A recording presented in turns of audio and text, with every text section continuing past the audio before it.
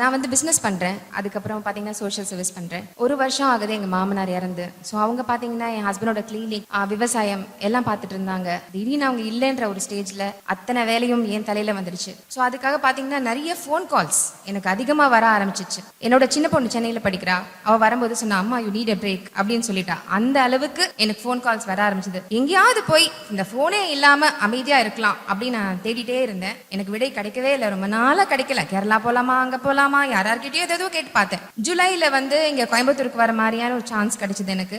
ஆழியார் அப்படிங்கிற அந்த போர்டை பார்த்தேன். அப்ப எனக்கு ஒரு ஸ்பார்க், முடிவு பண்ணிட்டேன். ஓகே, நம்ம மனவள கலையில சேர்ந்துடணும் அப்படின்ட்டு. என் பொண்ணு இருக்காங்க, வரியா கூட வரியானா வந்ததும் பாத்தீங்கன்னா முதல் நாள் தான் முடிஞ்சிருக்கு. அம்மா இந்த பயிற்சிக்கு வந்து அப்பாவையும் கார்த்திகாவையும் அனுப்பணுமா நம்ம அப்படின்னு சொல்லி சொன்னா. எனக்கு அவ்வளோ சந்தோஷமா இருந்தது. இங்கெல்லாம் வந்து பெரியவங்க தான் கத்துப்பாங்க அப்படிங்கிற மாதிரி. ஏன்னா இளைஞர்களை வந்து நம்ம வந்து கன்வின்ஸ் பண்றது ரொம்ப கஷ்டம். அவர் ரொம்ப ஈஸியா கன்வின்ஸ் பண்ணிட்டா.